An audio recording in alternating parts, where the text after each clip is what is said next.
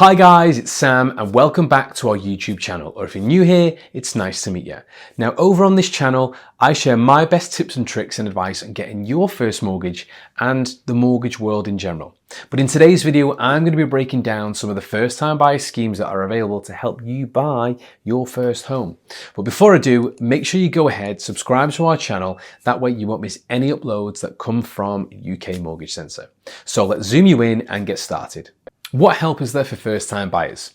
Well, there are a few different types of schemes out there at the moment to help first-time buyers. So let's take a look at these in a little bit more detail. First home scheme.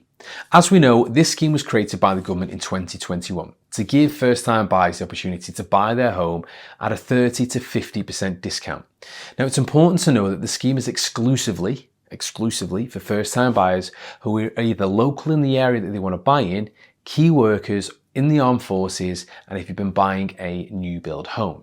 You can only access the scheme if you have a household income of 80 grand or less, or if you live in London, it's 90 grand, and your first home cannot cost more than 250 grand, or again, if you're in London, £420,000 after the discount's been applied. The next scheme you can access is the Mortgage Guarantee Scheme. The Mortgage Guarantee Scheme was introduced in 2021 with the aim of increasing affordability of 95% mortgage deals. This means that first-time buyers would only be required to put down a smaller 5% deposit towards the purchase instead of like a 10, 20, 25% to secure the property that you want to buy. It's available to first-time buyers and home movers across the UK, and it can make home ownership more realistic for those to struggle to simultaneously rent a property and save enough money for a larger deposit. Number 3 is shared ownership.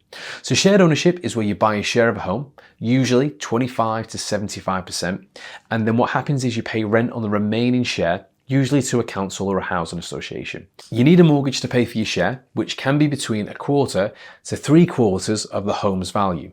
You then pay a reduced rent on the share that you don't own. Later, you can choose to buy a bigger share in the property, and that's also known as staircasing, and you can do that all the way up to 100% of its value, so you own it entirely. We've done another video breaking down the ins and outs as well as the pros and cons, so I'll leave that linked in the description box below for you to find out more as well when you're ready.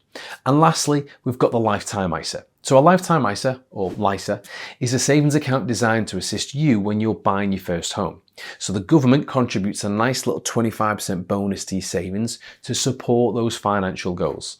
You're eligible to open one of these accounts if you're a UK resident and you're aged 18 to 39. You can deposit up to £4 grand each tax year into that ISA as well, so that's really important to know. The property must cost £450,000 or less, and you must have held the funds in the Lifetime ISA for at least 12 months before buying a property. And again, like I said in the previous comment, we do have videos going into much more details, so make sure you give that a watch after this video as well, which is right now.